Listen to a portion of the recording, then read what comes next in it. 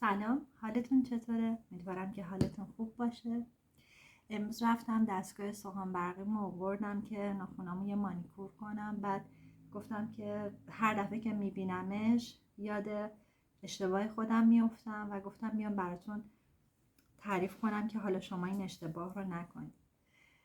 آقا ما 3 سال پیش وقتی که داشتیم میومدیم ترکیه، از اونجایی که مهارتی بلد نبودم که بتونم باهاش کار کنم، صرفا فقط رفته بودم مدرسه و دانشگاه و لیسانس بگیر و ارشد بگیر و اینا، دیگه نرفته بودم که یک هنری یا یک مهارتی رو یاد بگیرم که اگه یه روزی از ایران رفتم یک به قول معروف یک کاری رو بلد باشم که بخوام حالا انجام بدم برای خودم.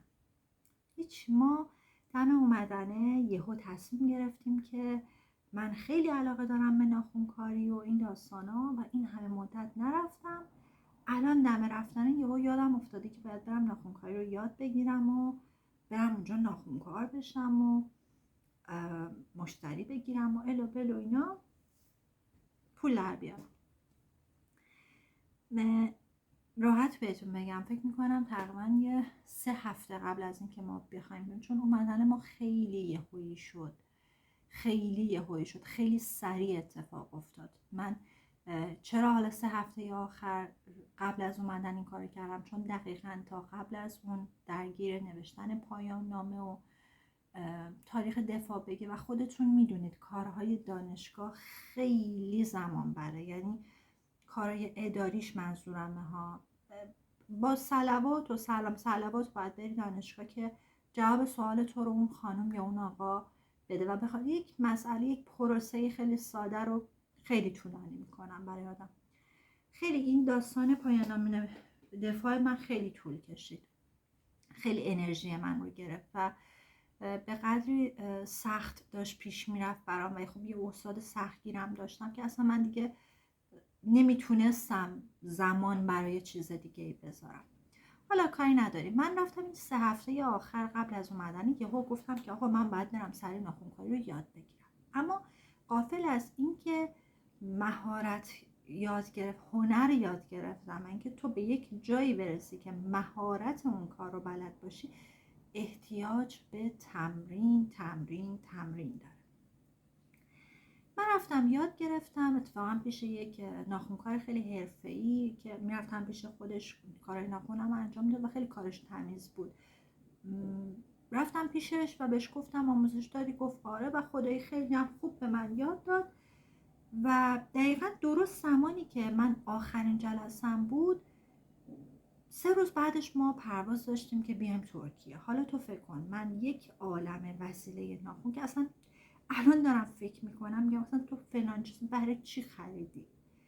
اون اول کار اصلا یه سری چیزا رو واقعا احتیاج نداری مگه اینکه بخوای سریع بلافاصله سالن بزنی خودت. اون خب خیلی فرق میکنه، ولی من اندازه یک کسی که حالا مثلا میخواد خودش یه سالن ناخن بزنه رفته بودم برای خودم وسیله خریده بودم، خیلی مثلا ذوقشو داشتم. آقا ما رفتیم یاد گرفتیم، دریغ از این که یک روز تایم داشته باشیم که بریم یه جایی، حالا پیش خود اون خانمی که آموزش به من داد، یا حالا چه میدونم سالن هایی که کارآموز میگیرن و نمیدونم حالا بدون حقوق یا با حقوق براشون کار میکنی و در واقع خاک کارو میخوری و دست تند میشه، دست نرم میشه برای این کار. کارهای این مدلی احتیاج به تمرین داره. من هیچ تمرینی نداشتم، هیچ فرصتی برای تمرین نداشتم و تقریبا میتونم بهت بگم که ما وقتی که اومدیم نفری 30 کیلو میتونستیم اجازه بار داشتیم. 15 کیلو وسایل ناخونه من بود، انقدر وسیع. حالا 15 کیلو که حالا اغراقه، ولی واقعا نصف چمدون منو پر کرده بود. 15 کیلو نبود، اغراق بود. ولی انقدر من وسیله انقدر من لاک خریده بودم، اصلا یک چیزایی من خریده بودم که اصلا من نمیدونم واقعا برای چی اینا رو رفته بودم خریده بودم. تو به خدا اگه بخوای تمرین بکنی یه دونه لاکم بخری والا بسه، یه دونه بخر تموم بشه، بعد برو اون همه لاک بخر. حالا کاری نداره. به خودم میگم حالا کاری ندارم که نمیخوام خودم رو سرزنش کنم، چون خیلی خودم سرزنش کردم.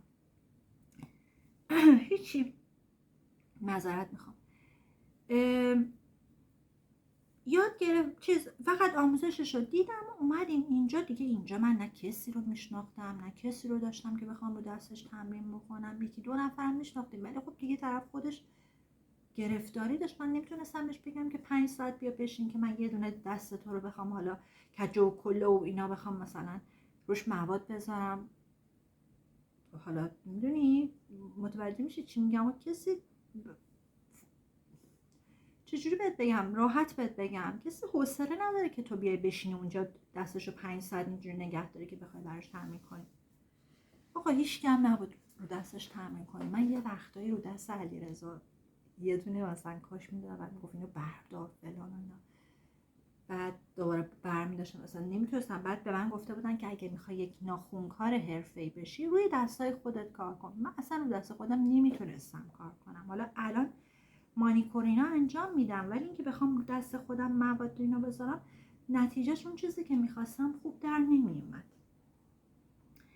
هیچ آقا، اینو میخواستم بهت بگم، قبل از اینکه مهاجرت بکنید یک مهارتی رو یاد بگیرید در حد خیلی پرفکت که وقتی وارد خاک اونجا شدین از مهارتی که شما یاد گرفتید بتونید پول در بیارید. و اگر که قبل از اینکه بخوای بیای یک جای دیگه، حالا ترکیه، اروپا، آمریکا، کانادا، حالا هر جا، بتونی بری به یک مرحله برسی که بتونی بری توی یک سالن کار کنی و مشتری بگیری که فبها.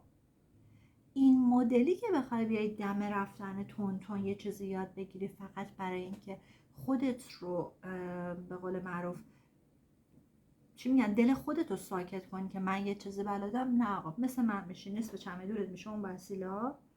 حالا هم هیچ دیگه، هر جا میرم باید دنبال خودم باشه. زورم میاد حتی برم پیش ناخونکار ناخونای خودم درست کنم. میگم آقا تو این همه وسیله گرفتی، این همه پودر و ژل و لاک و ال و بل و فلان و اینا، حالا میخوای بری پیش ناخونکار؟ هنوز به این مرحله نرسیدم که بگم آره برو پیش ناخونکار، تو نمیتونی خودت این کارو انجام بدی.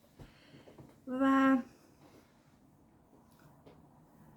خلاصه که اینطوری الان 45 روزه از درخواست کیملیک ما گذشته، هنوز هیچ خبری نشده، نه ایمیلی نه نامه‌ای و ما همچنان منتظریم.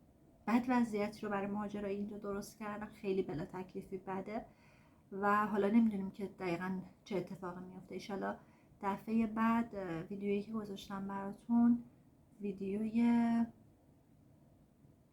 بازگشت به ایران نباشه. فعلا بای.